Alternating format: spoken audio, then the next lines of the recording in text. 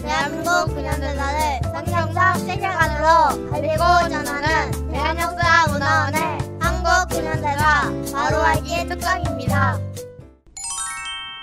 건국의 걸림돌 첫 번째 이야기, 좌우합작. 이번 시간부터는 해방 후 대한민국 건국까지의 3년 동안 대한민국 건국의 걸림돌이었던 좌우합작, 공산주의 그리고 공산주의 폭동을 차례로 살펴보고자 합니다. 오늘은 그 첫 번째 이야기로 대한민국의 건국을 방해한 좌우합작이 무엇인지 공부해 보겠습니다. 1945년 8월 15일, 드디어 일본이 패망하고 우리는 해방의 기쁨을 누리게 되었습니다. 그러나 그 기쁨도 잠시. 1948년 8월 15일, 자유민주주의 대한민국으로 완전한 독립을 완성하기까지는 3년이라는 시간이 필요했습니다.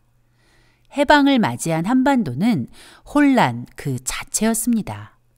이미 조선 왕조는 막을 내렸고 나라를 일본에 넘겨준 이씨 왕조가 다시 한반도를 통치한다는 것은 이제 가능한 일이 아니었죠.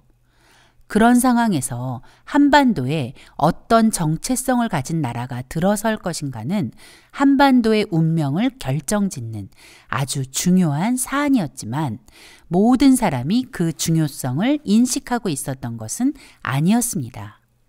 오히려 해방이 되었으니 이제 예전처럼 살면 된다라고 생각하는 사람이 대부분이었습니다. 그러는 사이 한반도에는 건국의 방향성을 놓고 다투는 좌와 우의 대립이 시작되고 있었습니다. 그리고 건국 과정에서 좌우합작이라는 변수가 등장하여 건국의 발목을 잡게 된 것입니다. 그런데 좌우합작이 무엇일까요? 우리는 좌파, 우파라는 말을 자주 듣습니다. 그러나 정확한 의미가 무엇인지 설명하기는 쉽지 않습니다. 우선 좌파와 우파의 의미부터 알아볼까요? 좌파와 우파의 기원은 프랑스 혁명으로 거슬러 올라갑니다. 당시 프랑스의 국회였던 국민공회에서 의장석을 기준으로 급진파, 즉 혁명파는 왼쪽, 온건파, 즉 왕당파는 오른쪽에 앉았습니다. 이것이 급진파는 좌파로, 온건파를 우파로 부르게 된 시작입니다.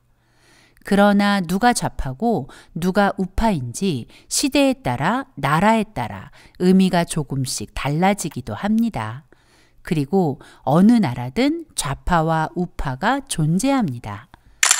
우리가 일본으로부터 해방된 1945년, 한반도의 좌파는 공산주의와 사회주의 지지자들이었고 우파는 자유민주주의 지지자와 민족주의자들이었습니다.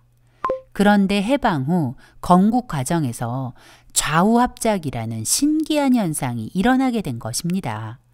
전혀 정체성이 맞지 않는 두 집단이 합작하자는 이야기인데 절대 가능한 일이 아니었죠. 이 좌우합작이 바로 하나님이 주신 꿈과 사명을 감당할 하나님의 말씀대로 통치되는 거룩한 나라, 대한민국 건국의 발목을 잡는 사단의 방해 공작이었던 것입니다. 지금부터 왜 좌우합작이 건국의 걸림돌이 되었는지 그 이유를 알아보겠습니다. 1917년 볼셰비키 혁명 이후로 전 세계는 공산주의 열풍이 불고 있었습니다. 우리가 해방할 당시에도 공산주의 열풍은 계속되고 있었죠. 공산주의 사상은 마치 모든 사람에게 진정한 행복을 가져다 줄 것처럼 보였습니다. 왕정제도와 신분제도의 굴레 속에 고통받던 조선 백성은 일제의 나라를 빼앗긴 36년 동안에도 여전히 그 굴레를 벗어나지 못했습니다.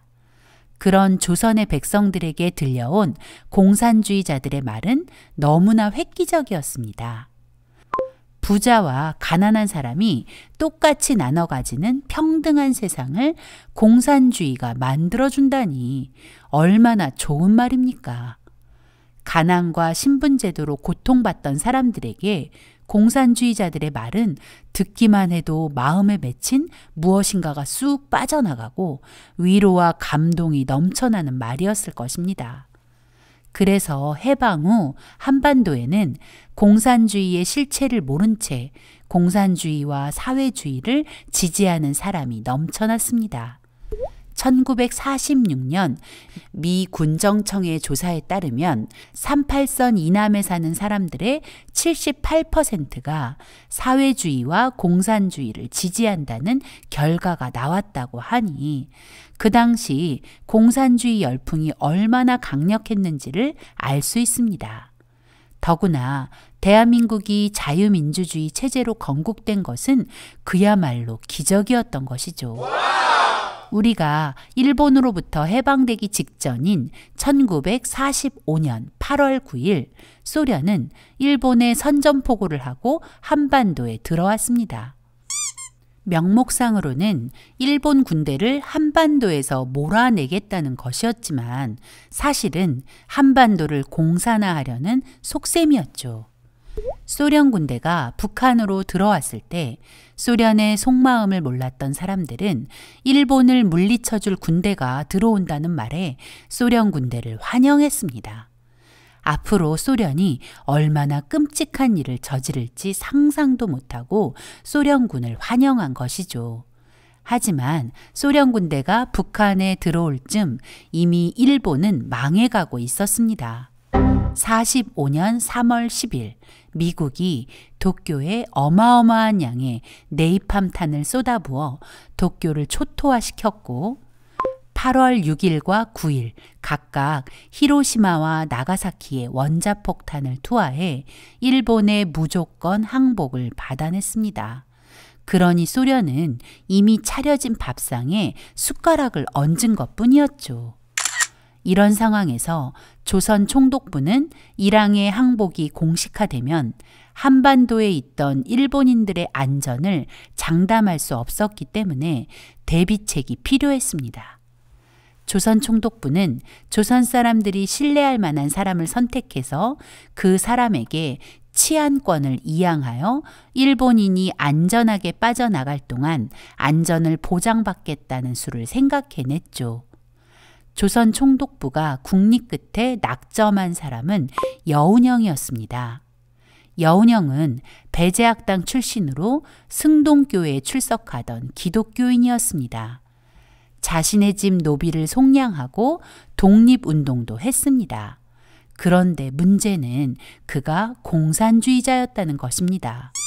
여운형은 1920년 8월 상해에서 고려공산당 결성에 참여했고 이루크츠크 고려공산당에 가입했으며 1923년 소련의 지원을 받아 임시정부의 개조 또는 해산을 목표로 한 국민대표대회 소집에 주도적 역할을 한 사람이었습니다. 공산주의 ABC와 마르크스의 공산당 선언을 우리말로 번역했고 1929년 일본에 체포되어 3년 복역 후 석방된 후 국내에서 활동하며 1945년 가을부터 김일성에게 포섭되어 비밀리에 북한을 왕래하며 김일성 및 소련 군정의 지시를 받아 활동했던 공산주의자였습니다. 당시 많은 사람이 공산주의가 좋은 줄로만 알았던 때라서 여운형은 조선을 위해 일본과 싸우고 조선 사람을 사랑하는 정의롭고 존경할 만한 사람으로 보였을 것입니다. 일본은 하필 그 여운형에게 조선의 치안권을 넘겨줄 테니 일본인의 안전을 보장하라고 제안한 것입니다. 여운형은 조선 총독부의 제안을 받고 서울의 은신에 있던 공산주의자들과 만나 일본의 제의에 어떻게 대응할지 상의합니다. 공산주의자들에게 정말 기쁜 소식이었죠. 이제 일본이 떠나면 새롭게 나라를 건국해야 하는데 공산주의자들은 그 나라가 당연히 공산주의 체제의 나라가 되길 바랬죠. 그런 상황에서 일본이 치안권을 맡아달라고 했으니 이렇게 좋은 기회가 또 있을까요? 그들은 일본의 제안을 받아들여 치안권을 접수하고 민족통일전선체를 만들기로 결정했습니다. 민족통일전선체는 공산주의자들이 쓰는 주요 전략 중 하나입니다. 공산주의자들은 자신들의 목적을 이루기 위해 적이나 아군을 가리지 않고 연합하는 전략을 사용하는데 실제로 힘을 합하는 것은 아니고 그런 척하는 것입니다. 여운형과 공산주의자들은 일본의 제안을 받아들인 후 건국준비위원회를 만들어 우파와 손잡는 척하면서 뒤로는 공산주의 나라를 건국하려는 속셈이었습니다. 8월 12일 여운형은 형식적으로 우파와 중도 진영의 사람들을 만납니다. 여운형이 만난 사람은 중도 진영의 안재홍과 우익 진영의 송진우였습니다.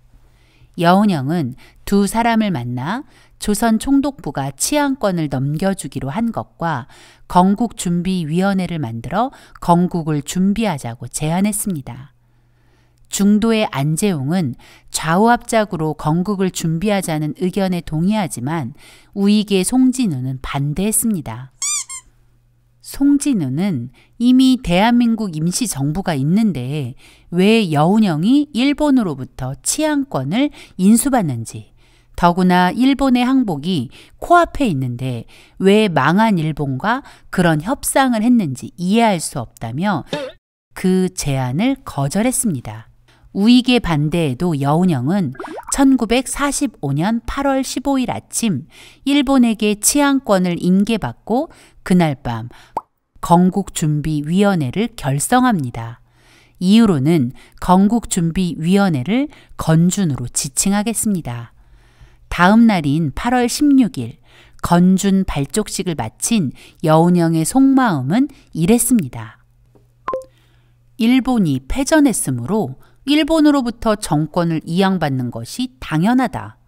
일본과 투쟁했던 공산주의자들이 그 정권을 받을 자격이 있다. 조선 총독부가 나에게 치안권을 넘겨주었고 곧 소련이 내려와 한반도를 공산국가로 만들 것이고 이제 감옥에 있던 우리 공산주의자 동지들이 석방되어 좌익에 힘을 보탤 것이니 그 전 단계로 잠시 합작을 하다가 인민위원회를 만들어 인민정권을 수립하고 우리가 원하는 계급 없는 세상, 프롤레타리아가 다스리는 공산주의 나라를 세우면 된다. 여운형이 꿈꾼 나라는 자유민주주의 국가가 아닌 공산주의 국가였음이 분명합니다. 그리고 그들이 말하는 좌우합작은 진정한 연합이 아닌 공산주의자들의 속임수라는 것이 분명해집니다. 건준이 결성되었을 무렵 골수 공산주의자 박헌영이 등장합니다. 일본의 눈을 피해 숨어있던 박헌영은 해방 후 서울에 나타나 자신이 소련에게 인정받은 조선공산당 재건 책임자이며 조선공산당이 재건되었음을 선언합니다. 게다가 건준의 주도권도 박헌영에게 넘어가게 되었죠. 그런 상황을 지켜보던 중도의 안재홍은 건준의 실체를 알게 되었습니다. 자신이 속았다는 것을 깨닫게 된 것이죠. 그렇게 9월 초 중도파 안재홍도 건준과 결별을 선언합니다. 이런 사실을 놓고 볼 때 건준은 공산주의자들을 위한 건국준비위원회였다는 것과 자유민주주의 체제, 대한민국 건국의 걸림돌이었음이 분명해집니다. 그런데 현재 대한민국의 역사교과서가 건국준비위원회를 대한민국 건국의 주도적 역할을 한 것처럼 가르친다는 것이 우리의 마음을 더 비참하게 만듭니다. 박헌영은 여운형에게 건준의 재건파 공산주의자들을 더 많이 참여시키겠다고 통보하고 건준 창설 멤버 중 일제 말기에 일본에 맞서 투쟁하지 않은 사람들은 모두를 건준의 요직에서 배제시켰습니다. 여운형은 그야말로 낙동강 오리알이 되었죠. 이제 건준은 박헌영의 뜻대로 움직이는 더 확실한 공산주의자들만의 모임이 되었습니다. 박헌영은 이제 더 이상 그들의 본색을 감추지 않고 공산주의 나라 건국을 시도합니다. 조선인민공화국을 선포한 것입니다. 이하 인공이라 지칭하겠습니다. 1945년 9월 6일 밤 박헌영과 재건파 공산주의자들 그리고 소수의 경인지역 노동자들은 경기여고 강당에 모여 우리는 3천만 조선인의 총의에 입각한 정부다 라고 주장하며 한반도의 공산주의의 정부 인공을 선포했습니다. 말도 안 되는 억지였습니다. 이렇게 공산주의자들의 빠른 움직임에 혼란스러워진 남한의 상황을 지켜보던 미군정 사령관 하지 장군은 정부인 것처럼 행세하는 정치단체의 활동은 어떤 것이든지 모두 불법으로 취급할 것이다 라고 선포하고 건준과 인공을 불법 정치단체로 규정했습니다.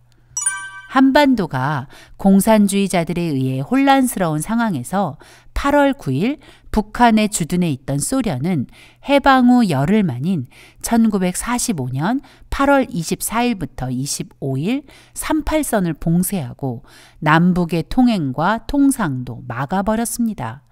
그리고 9월 6일에는 통신과 우편의 왕래도 차단해 한반도를 완전히 둘로 갈라놓았습니다.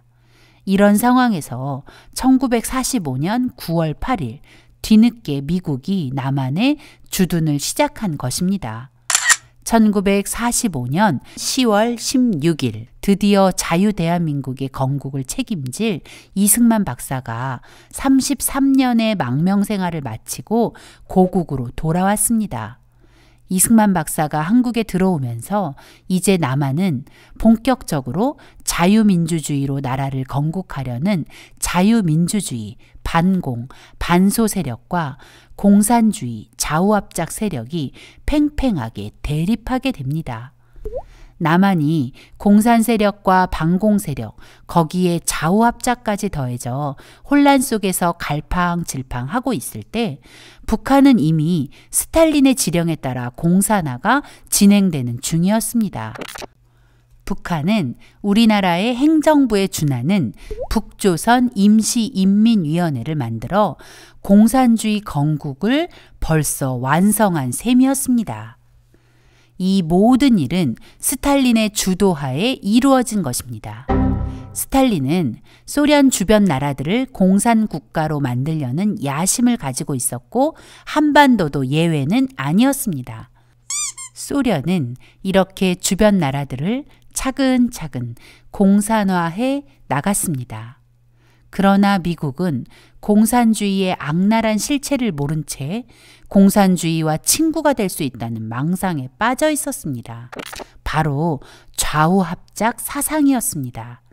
그래서 미국 대통령 루즈벨트는 2차 세계대전의 승리를 위해 스탈린과 손을 잡고 소련의 군사적 경제적 지원을 해주는 어리석은 자의 길을 걷고 있었습니다.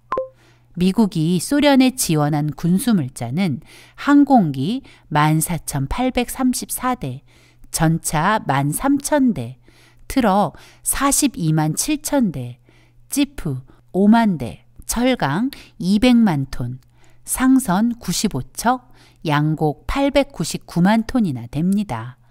미국은 자신도 모르는 사이 소련의 공산화 자금을 물심양면 지원한 것입니다.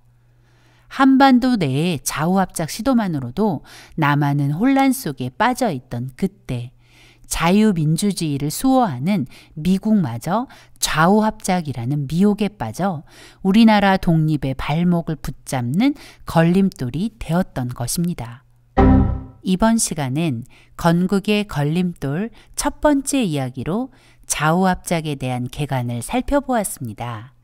다음 시간에 건국의 걸림돌 두 번째 이야기, 좌우합작의 결과인 모스크바 삼상회의와 신탁통치 이야기로 이어가 보겠습니다.